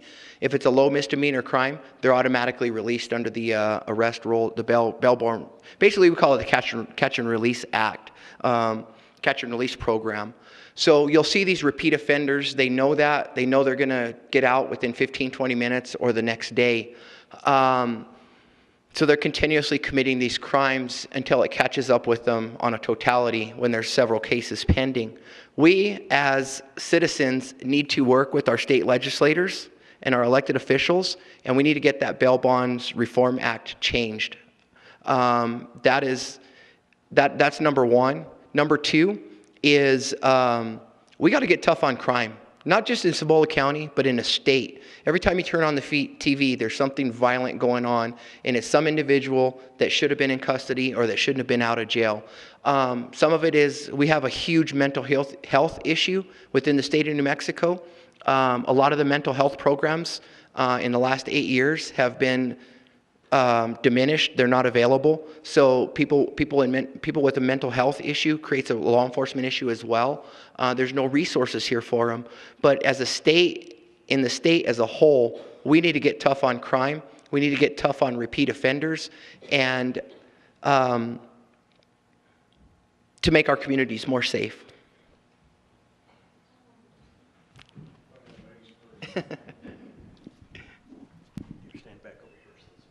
So there was an incident earlier this year where one of your officers had picked up intoxicated people, didn't want to deal with them, and then took them to the county line and dropped them off.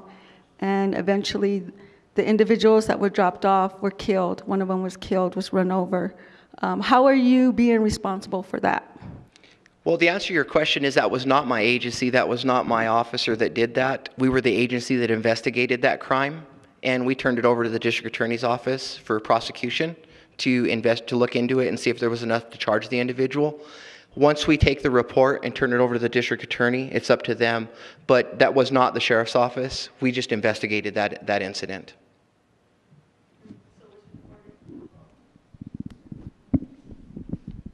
Yes, that particular incident was reported wrong. I'm not sure where you got that information, but that was the Village of Milan Police Department that did that. The Cibola County Sheriff's Office investigated that crime. But there are measures in place for dealing with people that are either intoxicated and can't care for themselves. It's covered under state statute. What we should do as law enforcement officers, we have a duty and responsibility to protect that individual. Number one, you have to take them to somebody that's going to care for them. In our community, we have a lot of problems with that because people are just tired of dealing with them, so they push them out because they don't want to deal with that individual. The second thing is, I don't necessarily agree with it, but take them to the detention center so they can, but it's hard because our detention center is not a detox center if they haven't committed a crime, because it's not against the law to be intoxicated, to be drunk, basically. So to take them to a correctional facility just because they're intoxicated is kind of tough, but our correctional facility is not a detox center. So sometimes it makes it a little challenging on what to do with those individuals so they're not a threat to themselves or to the community. How short are you, and when are they going to get replaced? Currently, I'm seven deputies short on a staff where I'm allotted of 12. So I'm currently 7 deputies short. Lieutenant's position, deputies, court security. We're short. We're 7 positions short. I've been told that we will basically have to hold on until the new budget comes out in July, and that may not even fix the problem. Right now, and there are 4 candidates. Let's start at the end, and what I'd like you to do is introduce yourself real quick, and we'll just go right down the line, and then when we get to the end here, we'll start with the last candidate, and we'll start asking the questions. So, yeah, come to the mic so the camera can get it. Good afternoon, everyone. My name is Harry Hall. Some of you know me already. 18 years with the county. I just retired. And if I talk to some of you, you're not going to be happy what I have to say. Anyway, I've lived here since 1960. My dad is a Korean War vet. I'm a veteran. And I decided after to retire, the best way to cause more trouble is to run for office. Thank you.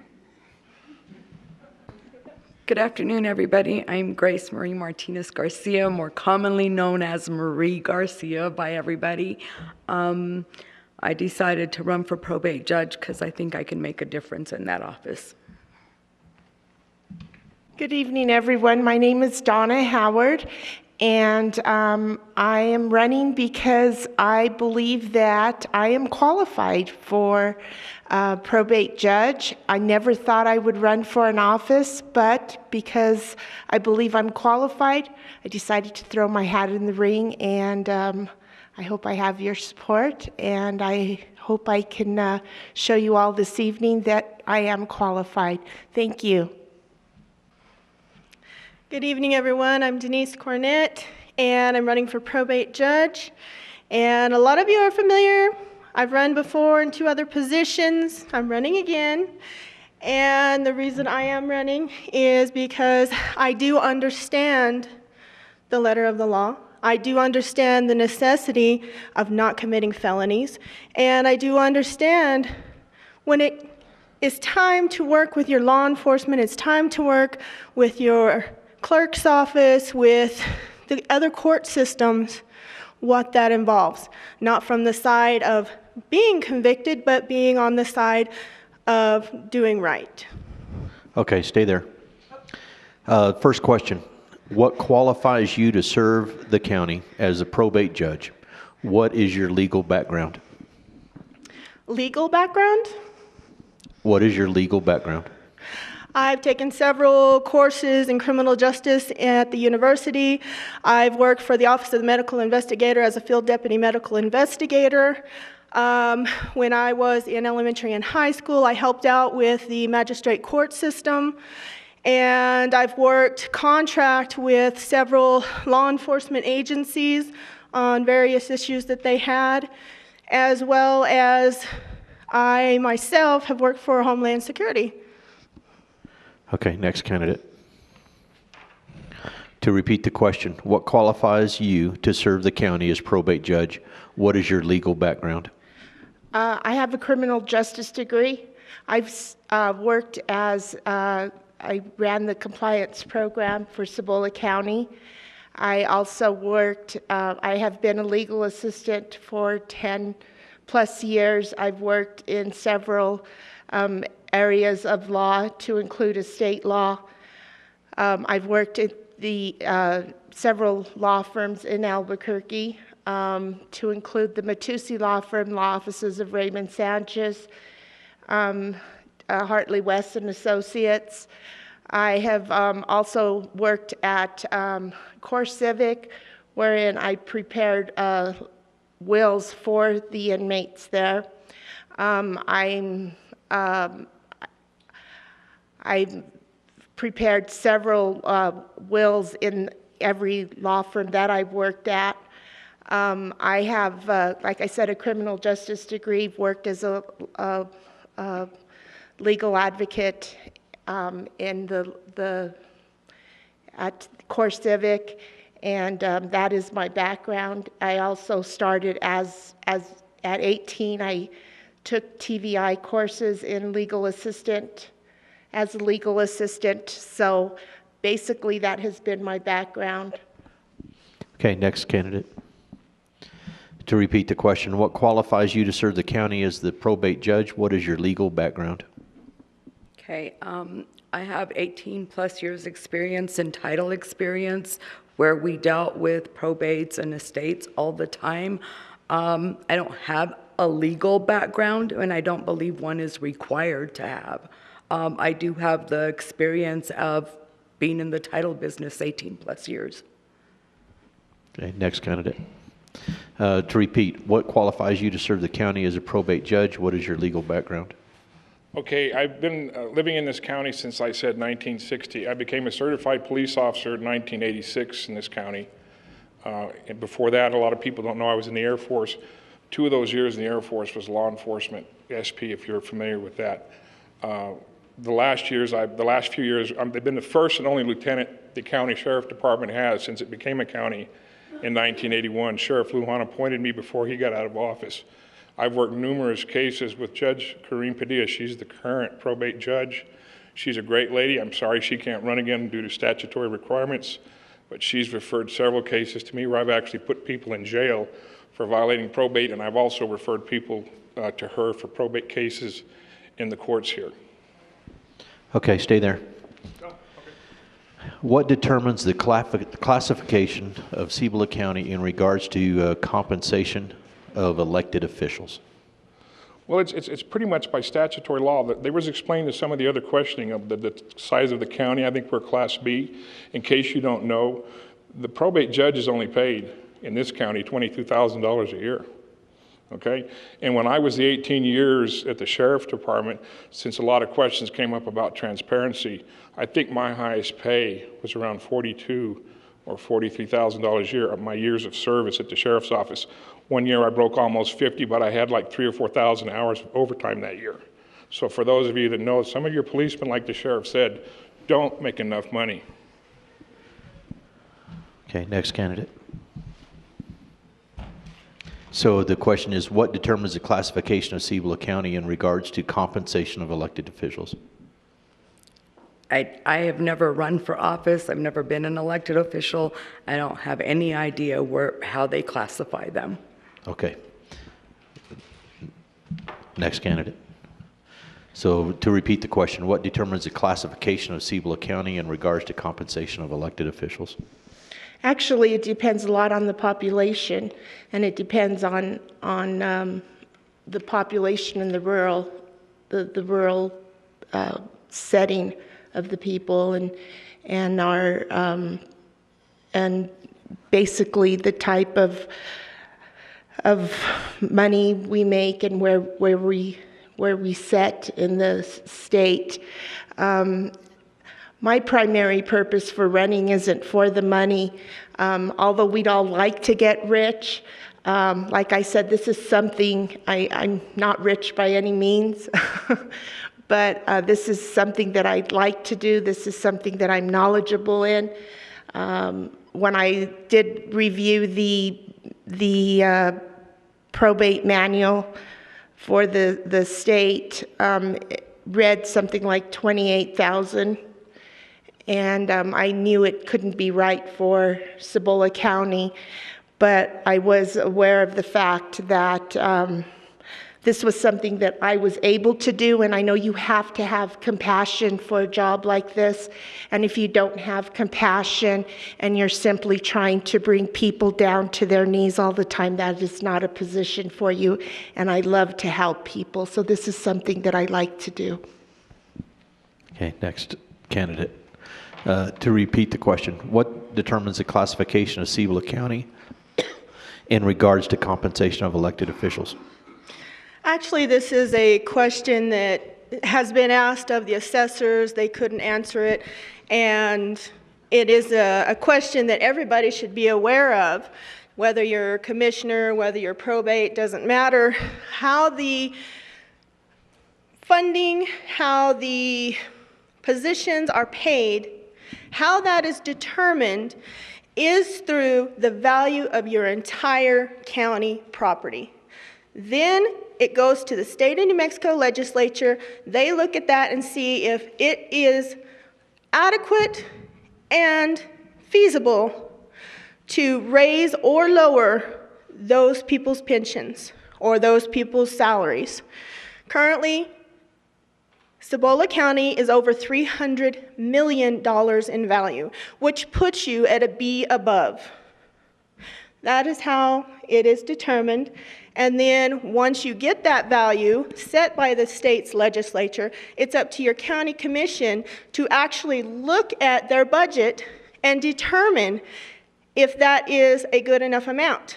Now, another question that was not answered from the other candidates is, how do you determine if you get that specific amount? Yeah, they can pay you the very lowest. They can pay you $1 if they choose.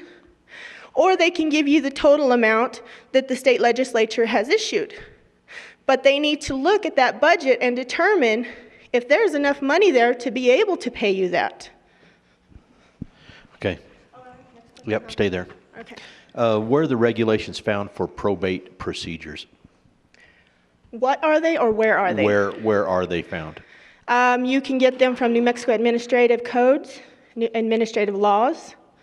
It is on a website. It used to be LexisNexis. I can't remember what the new title of it is. You also get those from the probate judge manual that is your training document that gives you all of that information in it, just like all the other positions. Okay, next candidate. To repeat the question, where are the regulations found for probate procedures? That is actually in the manual that I referred to earlier. That is the probate manual for New Mexico, and that was revised in 2013. Okay, next candidate. Where are the regulations found for probate procedures? There is a probate manual that, like Donna said, was revised in 2013. They also, I believe that the higher probates in the state also give you a mentor for you to turn to for advice. Same question. Well, you don't have to repeat the question. Everyone's going to give you the same answer. It's the manual that you can Google. There's one for county commissioners too, and for the sheriff, and for the assessors. You can find them online. The Association of County prints these manuals. I don't know if you folks know this about the probate judge position, but it reports to the district court judge. It's a transparent office. It's an office of record. It does with title, not titles and deeds, but for deaths and estates and things of that nature. So the probate judge is pretty much on his own, and he reports or she reports to the district judge. When the probate or judge is not available, the district judge has to step in and take that position if you read the manual. Okay, stay there. I'm gonna skip 5 of these questions because you kind of led into one. Uh-oh. When is probate appointed to the district court? Well, there are certain times that the probate judge would not handle it. He would pass it on up to the district court. There could be a family conflict of interest. It's possible. If the probate judge is not available, those duties go directly to the district court judge. But like I say, if there's a will, the probate judge assists you in filing it with the district court for record. If there's no will, and a lot of people in this county, being a policeman for 18 years and more, actually 32.7 years to be exact, so many people die without a will, they always end up at the probate judge's office so they can be appointed the executor of the estate and dispose of the deceased person's property throughout the family or whoever the surviving individual is. So let me repeat that. When is a probate appointed to the district court? Anytime that there's a discrepancy in the probate, anytime there's a disagreement or a discrepancy, it has to go to district court. When is probate appointed to the district court? When a guardian ad litem needs to be appointed, when there is a conflict of interest in the will, if maybe you have a conflict of interest in overseeing it, if there's a guardian ad litem, or if there is a minor, like a minor that needs to be a personal representative, a guardian ad litem needs to be appointed. So that's usually when it needs to go to district court. Yep, next. So same question. And so obviously as we run through it, we're finding that there's some basic elements in the answer to this, and each of you are kind of expanding a little bit each time. So when is probate appointed to the district court? Like they've all said, when there is a conflict of interest, when the judge is not available for whatever reason, medical, family, it could be any number of things, and then it goes to district court. And then there is also if you have not met your statutory requirements for training. Okay, next question. Are there required hours for the probate judge to be in the office, and who sets those hours? From what I was reading, they are required to be a part-time position. It didn't specify hours. What it is specified by is if you have 3 cases come up, then you have to be there and work with the clerk specifically on getting those ready to be presided over. Okay, next candidate. To repeat the question, are there required hours for the probate judge to be in the office, and who sets those hours? There are not specified hours. As I was reviewing the manual, it did not specify there was a required amount of hours, although the manual did specify that you did need to meet the requirements of the community, of making sure that the community's needs were met. The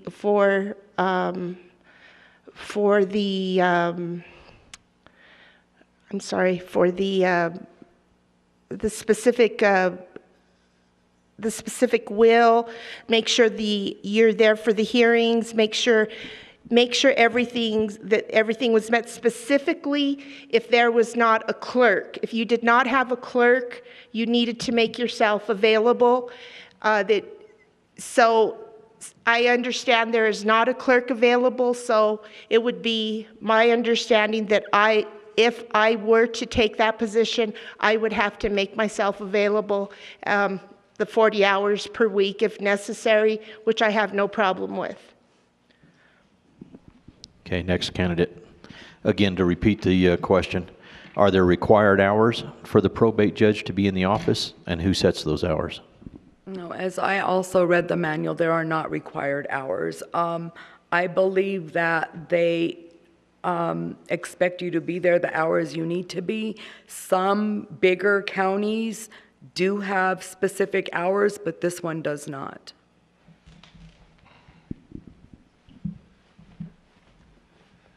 Basically, if you read the manual, and as many years as I've worked with Judge Padilla, the local probate judge, whatever hours you set, you have to be there. If you set Tuesdays and Thursdays, you have to be there on those days of the week.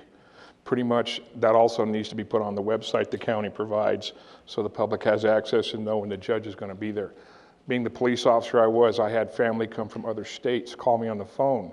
I don't want them to fly or drive here and not be able to see the judge if they need a probate when they get here. I've even sent cases of files, and I always printed out Mrs. Padilla's online hours and time and sent it to them. So it's in the manual. Whatever hours the county or the judge is set, they require you to be there for those hours. If it's a full 8-hour day, it's a full 8-hour day. If it's twice a week, it's twice a week. Okay, stay there. My knees are killing me. That's another story. Yeah. Okay, next, real quick, what's the definition of intestate? I'm sorry? What's the definition of intestate? And intestate has something to do with dying without a state or a will, I would assume. Again, one of the problems I've seen over the years is people passing away without any written will, and the family ends up going to the probate judge to assign a person that would handle the estate. Definition of intestate. Intestate is passing away without a will. So I guess the reason why that question is thrown in there is that's obviously why your issues are brought before you. Right. So, okay, I'm going to start a new question with you. So step up there. What are the responsibilities of the personal representative or executor of the estate? The personal representative will step in on behalf of the family to represent anyone to do with the property of the will. So if someone who has died with a will and they have appointed them as a personal representative of the state, then they will come in and say, this was, say, my mother's wishes, and this is what she wanted, and this is how we're going to separate the property, and I'm representing the property, and this is they are the personal representative as appointed by the person who prepared the will. Okay. So this is the way it's written. What are the responsibilities of the personal representative or executor of the estate? They are basically stepping in for the person who cannot think for themselves. If you've gotten a document that allows you to hold these positions, which you should, it specifically says you can go and you can do transactions for this estate, such as going and paying the taxes, reviewing the taxes. This position is someone that if the individual passes away, they have put it into trust, then they can maintain and monitor not only the value, but depending on how long the trust is for, if they can sell it, what they can sell it for. Generally, they don't sell them. Generally, they just keep them in the family and keep it going. Okay, let's start at the end. Because when you're done answering this one, I'll give you a new one. So. Same question? Yep, same question. The responsibilities of a personal representative or executor of the estate? That sounds really good to a lot of people. They think, I become the executor of this deceased person's estate. I'm going to get all this money, right? Wrong. I've seen several cases in my career as a police officer. You become responsible for not only making sure that person's estate is divided out amongst the family that's surviving and the children, but if there's any money owed on anything, guess what you get to pay?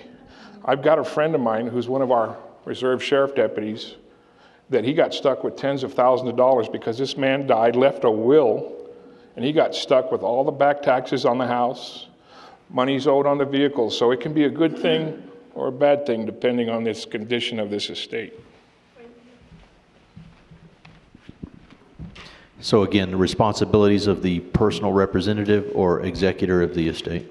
The responsibilities of the personal representative or the executor of the estate are to make sure that all the legal documents are done, all the insurance, all the property is divided equally, or however they're going to divide it, that it's all legally done.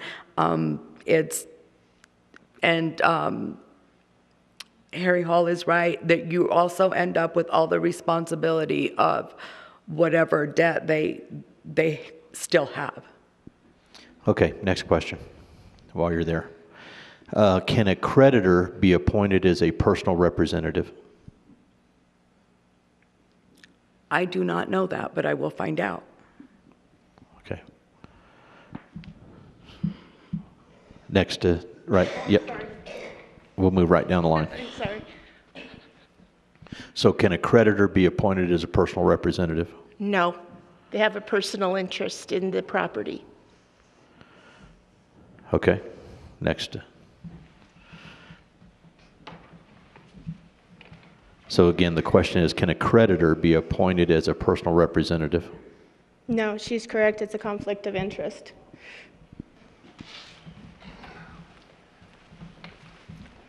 Same answer. Want to start me with another question? Okay.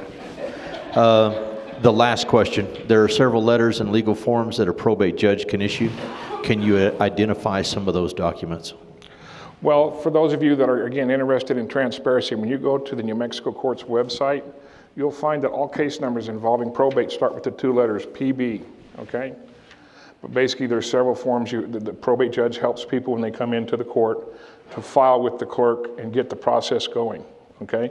If at any point that becomes contested, recently my better half and I added ourselves to a will, and when I went to Ms. Padilla's court, she walked us through the process of adding yourself, having an interest in an estate, okay? But basically, it's just a general form that's why the probate judge is there on Tuesdays and Thursdays to help people do that, okay? I don't know, I couldn't tell you the form number right off. It's like finding the manual for the probate judge. Google it. So again, the question is, there are several letters and legal forms that a probate judge can issue. Can you identify some of those documents? Some of them would be appointing the executor, I don't know any of the documents right offhand, but I do know that to be able to name the executor of the estate, that's one of them. Okay, next. Again, several letters, legal forms that a probate judge can issue. Can you identify some of these documents? Oh, absolutely. There's, okay, let's see. There's the will, there's the executor, gosh, I can see them all. The executor form. I'm also a notary, so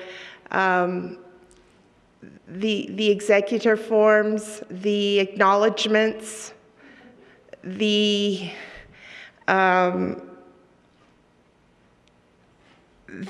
the successors,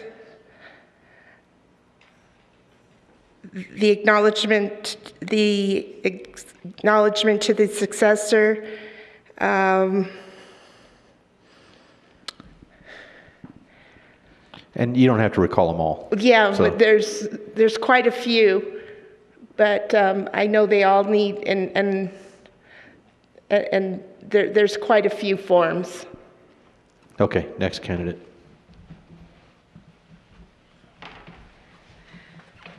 So there are several letters and legal forms that a probate judge can issue. Can you identify some of those documents? One that nobody touched on here, and some of the people in the audience might be familiar with, is your marriage license. They can issue and preside over marriages. They can also preside over trusts. So. Okay, do any of you in the audience have a question for our probate judges?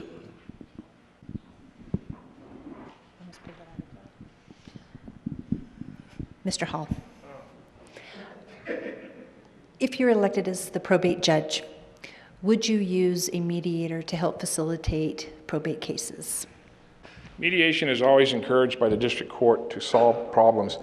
They have mediation dates and times. Also, you can get free legal advice at the district court now in Grants, Cibola County, New Mexico, on the third Tuesday at 10 o'clock at the new district court building, if you need it, okay? But mediation is part of what some people will do. I mean, look, if you have a good family, my own family, I might not argue in case my dad passes away, but I've seen a lot of families fight over stuff.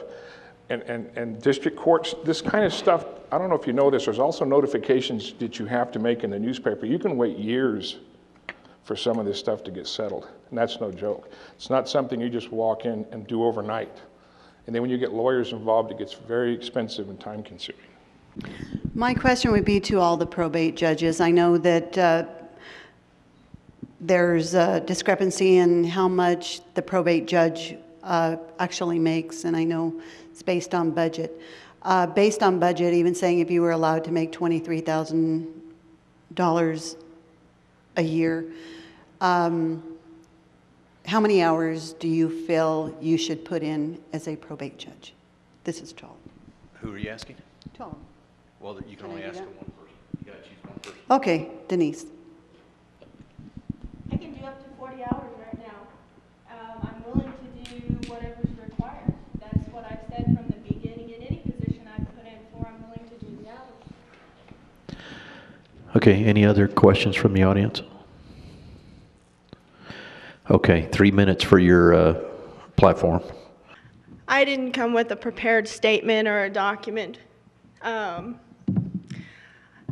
I'm not going to feed you what I want you to believe or hear. I will tell you what the laws state. I will tell you what the training manuals state. I will tell you what the job is required to do. And I will tell you also that this position needs to understand the law, needs to stand up for the law, and needs to stand up for the people coming to you to handle probate, to handle family trust, to be able to work with your district attorney, your district judge, and they also need to work with law enforcement, just like Harriet said, he's had to work a lot of cases with probate, and that does mean working with law enforcement. All at the same time. And if I'm elected, like I said, with Dolores' question, I will be there. And like what Harriet stated, you have to put in your hours. The court does not have a clerk. It's required by law that they work with the county clerk specifically, and I will do that too. It's a two-way street. If she's willing to work with me, we'll get along great. If she's not, we won't. But I'm willing to take the time and do it. Okay, next.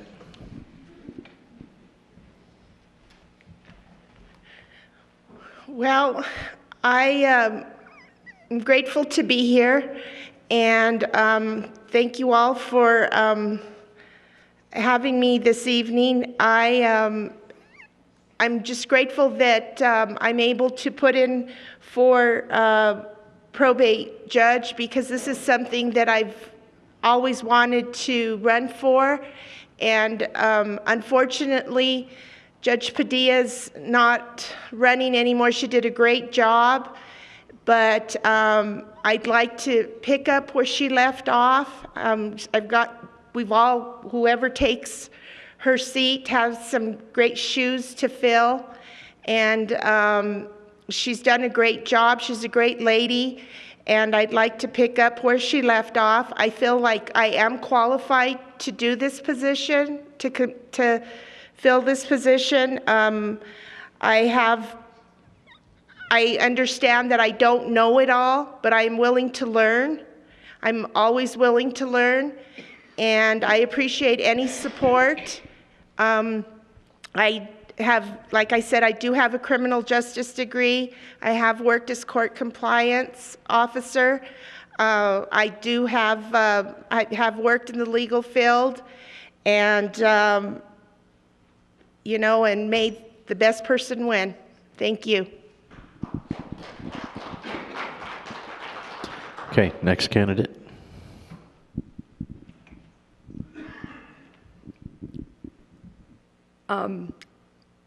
I'm Grace Marie Martinez Garcia, and I'm running for probate judge because I have a lot of real estate experience that has helped in that. I also run my own business where, hold on a second. I have 18 years title experience where dealing with estates and personal representatives was not uncommon. I believe my real estate experience gives me an advantage as probate judge. I'm organized. I like taking on new challenges. I own a successful construction business where I employ 25 employees, and I have received Plant of the Year for 2 consecutive years. It's also the only plant run by a woman. I organize the Run for the Wall with Sheriff Tony Mace every year. We've done it for 5 years, where we feed approximately 350 veterans as they're making their way to Washington, D.C. from California. I'm also currently the treasurer for the Cibola County Democratic Party. I like helping people and solving problems, and I'm asking for your vote and support on June 5th. Thank you.